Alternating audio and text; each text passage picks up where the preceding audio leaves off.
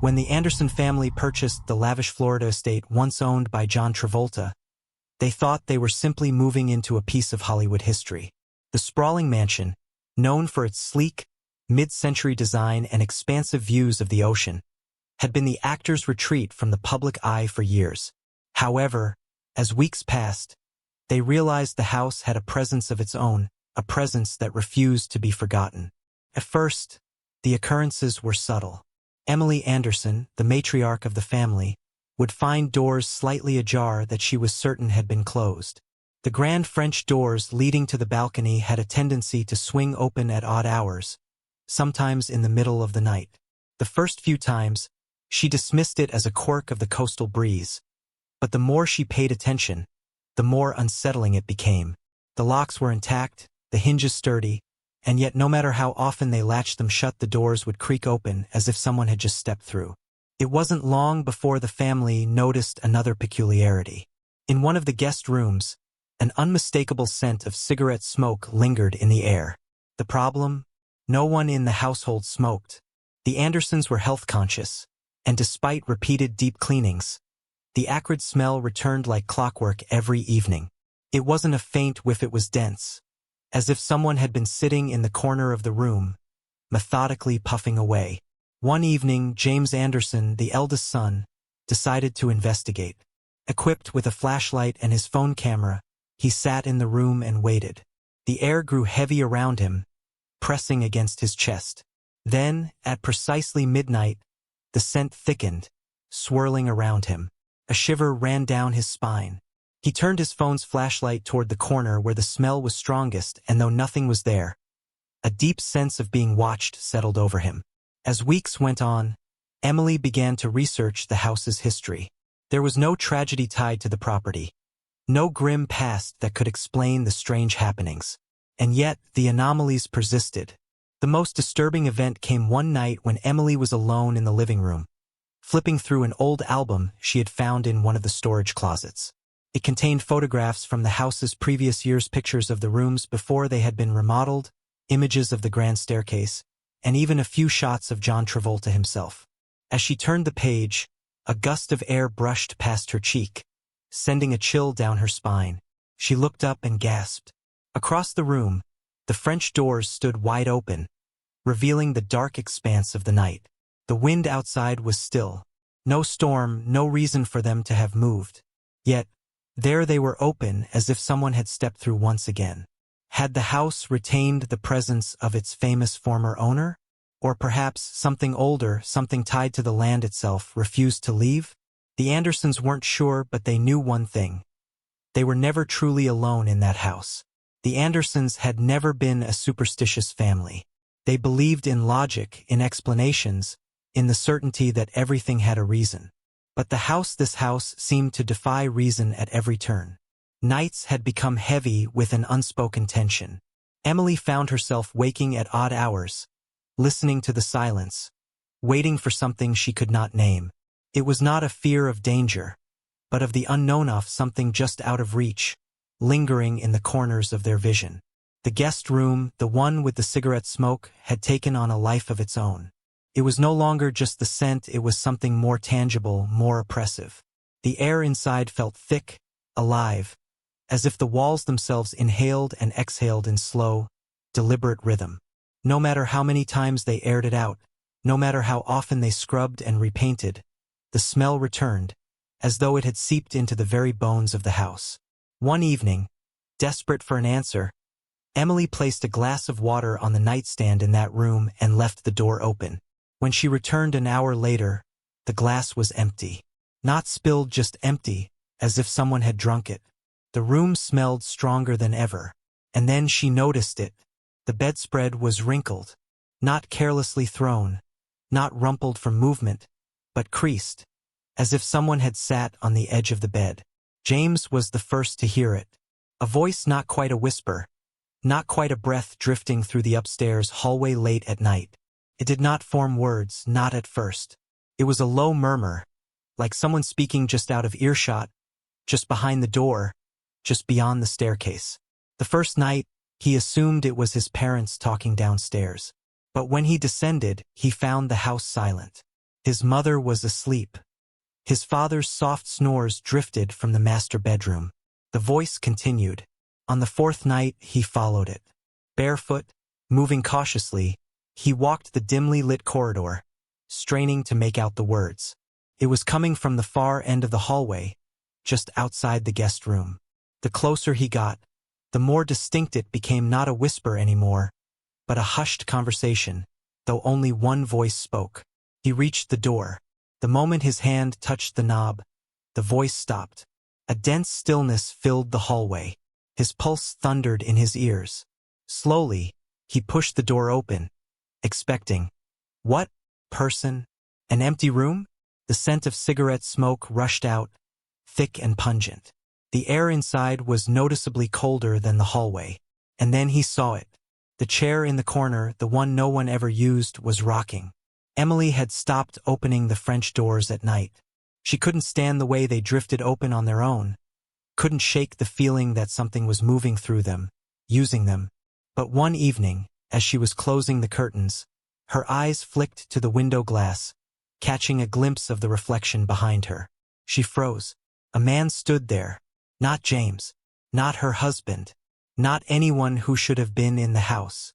The figure was blurred, indistinct, but unmistakably there, tall, broad-shouldered, standing just beyond the threshold of the living room. Her breath caught in her throat. She turned. Nothing. The room was empty, but when she looked back at the glass, the figure was still there, and this time it was closer. Emily's breath hitched in her throat. Her fingers dug into the curtain fabric, her knuckles paling from the pressure. The reflection remained, blurred, shadowed, but undeniably human. A broad-shouldered figure standing behind her, as though waiting. The room was silent, yet a strange pressure filled the air, something thick and suffocating, like the moment before a thunderstorm when the sky holds its breath. She didn't turn this time. She couldn't. Instead, she reached out slowly, trembling to touch the cold glass. The surface was smooth, solid, but the moment her fingertips brushed against it, the figure moved. Not a shift, not a flicker. It leaned forward, closer, pressing into the glass, as if trying to step through it. A sharp gasp tore from Emily's lips. She whirled around, eyes darting frantically across the room, her heart hammering against her ribs. Nothing, no one, but the feeling remained. Presence. Watching. Waiting. She staggered back from the window, wrapping her arms around herself, as if she could block out the gnawing sense of unseen eyes tracking her every movement. The air smelled faintly of cigarette smoke. And then, a creak. From behind her, from the French doors, her pulse skidded to a stop. Slowly, she turned her head, feeling the icy dread coil deep in her stomach. The doors had opened, just an inch, but enough. Enough to let the night spill in, thick and velvet dark, bringing with it a whisper of wind that was too warm for the cool evening air. A whisper that sounded almost like a voice, almost like a name. Her name. James had barely slept in days. He could no longer ignore what was happening, no longer brush it off as tricks of the mind. The voice in the hallway, the rocking chair, the smoke. He had tried to rationalize it all, to convince himself that stress and fatigue were warping his perception. But deep down he knew better. Something was here, and it was growing bolder. That night, sleep eluded him once more. He lay awake in the dim glow of his bedside lamp, staring at the ceiling, listening to the silence of the house. But silence, he had learned, was deceptive. It was never truly silent. Not here. Not in this house. The sound came suddenly. Soft but deliberate footsteps. Not random creaks of an old house settling. Not the scurry of some nocturnal animal outside. These were measured, careful steps, moving with intention. Down the hallway, toward his door. His breath hitched. He pushed himself up on his elbows, straining to listen. The footsteps stopped just outside his room. A long, thick pause. Then, the doorknob turned. James bolted upright, heart slamming against his ribs. He threw himself toward the door, yanking it open. The hallway was empty. Nothing but the dim glow of the night light at the far end, stretching shadows against the walls. And yet, A whisper of movement caught his eye. He turned his head just in time to see something vanish around the corner at the top of the stairs. Not something. Someone. He didn't think. He acted. Barefoot, pulse roaring in his ears, he tore down the hallway, rounding the corner, expecting what? Person? A shadow? Instead, he saw a hand, pale, motionless, resting on the banister of the staircase. Just the hand. No arm. No body. Just a single, unmoving hand. And then, it slid out of sight, as if withdrawing into the darkness below. A shudder ripped through James, his breath strangled in his throat. His feet remained rooted to the floor, his body screaming at him to move, to run, to wake his parents, to leave this house and never return. But he couldn't, because from below, from the unseen depths of the staircase, something exhaled. Long, slow, a breath that was not his own, and then, a single, deliberate step on the stairs. Coming up. Don't forget to subscribe and like if you liked this story. James stood frozen at the top of the staircase, his breath shallow. His limbs locked in place by something deeper than fear, a primal, marrow-deep paralysis that gripped him as the sound echoed upward. A step, slow, measured, then another. The stairwell, dark as a gaping throat, swallowed what little light spilled from the hallway. The shadows at the bottom of the staircase seemed thicker than they should be, congealed into something almost tangible. He could feel it. Something was there. Something was coming up. He wanted to back away, to run to his parents' room, to shut the door and pretend none of this was happening. But he couldn't move. The presence at the foot of the stairs held him in place, as if it knew, as if it were watching, waiting to see what he would do. And then, the hand returned. Not where it had been before, not on the banister. Not lingering just out of sight. It was on the third step from the top. James sucked in a breath, a strangled, broken sound. Pale, motionless, the same hand. But now, fingers curled against the step, as if someone unseen were gripping the edge, pulling themselves upward. And then, the fingers moved, tensed, dug into the wood. James didn't think, didn't breathe. He ran.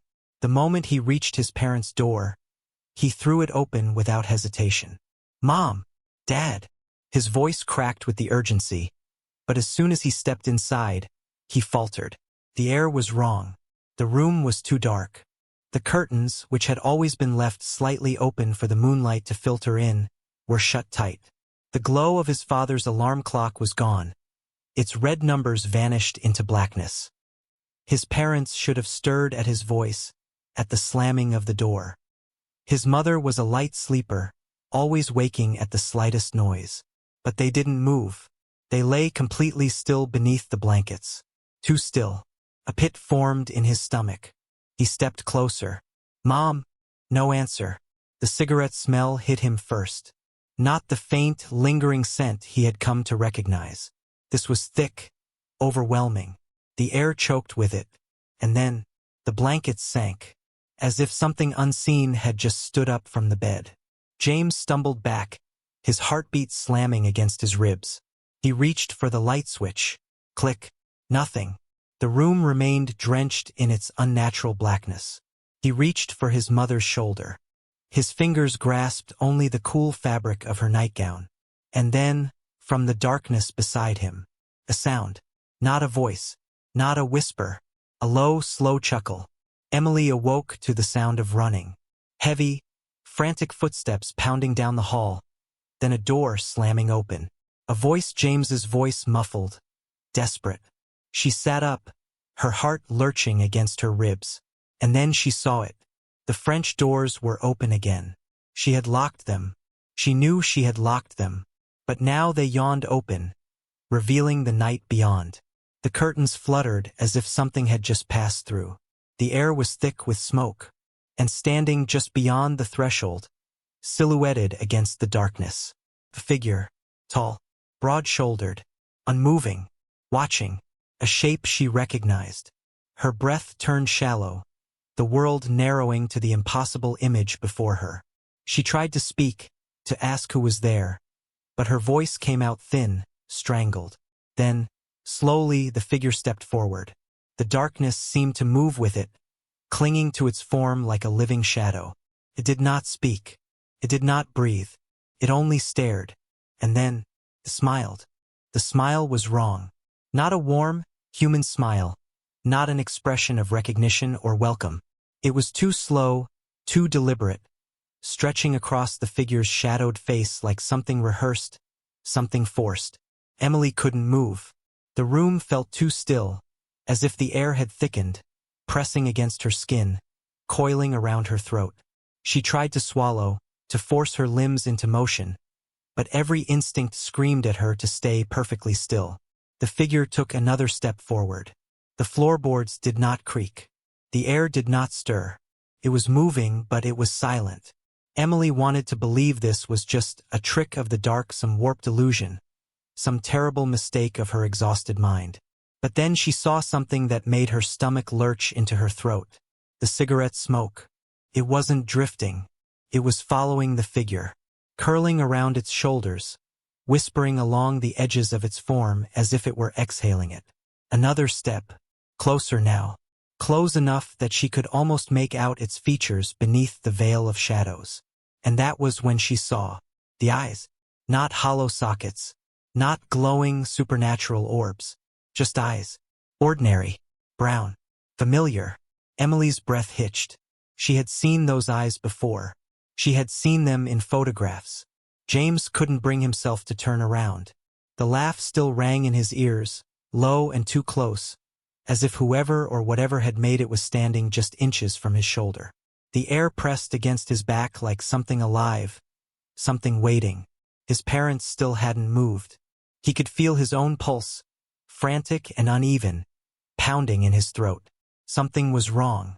He knew something was wrong. His hand trembled as he reached down again, fingers curling into the blankets, ready to shake his mother's shoulder, to force her awake. But there was nothing beneath the blankets. His entire body went cold. Not the cold of fear. Not the cold of an open window or an air vent. This was deeper. Wrong. He yanked the blanket back in a single, jerking motion. The bed was empty. His parents were gone. Only the indentation of their bodies remained, pressed into the mattress. The pillows still held the shape of their heads, as if they had just been there, as if they had vanished in an instant. The darkness around him felt heavier, thicker. He could still hear his own heartbeat, but beneath it, something else. A sound, faint, like breathing, not his own, coming from the corner of the room. Slow, measured. James forced himself to turn his head. The chair in the corner, the chair no one ever sat in, was no longer empty. Emily still couldn't move. She was locked in place, trapped beneath the weight of that stare. The figure had stopped just inside the room, standing between the open French doors. The night pressed behind it, but the darkness no longer felt separate from it. It clung to its skin, rolling over its shoulders like living smoke. She could still see its eyes. She knew those eyes, but she didn't know the thing wearing them. It wasn't human. It wasn't him. The figure tilted its head, the movement slow, deliberate. The cigarette smoke curled tighter around its frame. Then, in a voice that was too familiar, it spoke. "You let me in." The whisper slithered through the air, thick with something she couldn't name. The doors had always opened. Night after night, the doors had opened. She had locked them, and they had still opened. The realization settled into her bones like ice. The doors had never been opened from the outside. They had been opened from within. Emily's breath came in shallow, uneven gasps. She needed to move. Now. She tore her gaze away, wrenching her body free from the invisible grip holding her still. Her legs felt numb as she lunged for the bedside lamp, her fingers fumbling over the switch. The bulb exploded, a shatter of glass. The room plunged into darkness. And in that darkness, a whisper, right beside her ear. "I've been waiting." James ran. His feet barely touched the floor as he bolted from the darkened bedroom, heart hammering in his chest. He didn't know where he was going, only that he had to get out. The house felt smaller, the hallways stretching unnaturally, the air thick with that acrid cigarette smoke. Somewhere ahead, Emily screamed. The sound propelled him forward. He reached her room just as the last light in the house flickered out, plunging everything into absolute blackness. The only thing he could hear was Emily's ragged breathing, her desperate gasps, and something else. The slow, deliberate drag of a footstep. Closer, right behind her. James lunged. He grabbed Emily's wrist, yanking her toward the doorway. She stumbled but didn't resist. They ran blind, frantic down the hallway, down the staircase, through the front door that should have been locked. The night air hit them like a shock. For the first time in days, the house was silent behind them. Not a single door creaked. Not a single breath stirred. The French doors upstairs stood wide open, curtains billowing in the still air. And in the darkness beyond them, a figure, watching, not moving, not following, just waiting, as if it knew, as if it had all the time in the world. James and Emily never returned. They sold the house within a month. The next owners moved in, dismissing the rumors. Until, one night, the doors opened again. Don't forget to subscribe and like if you liked this story.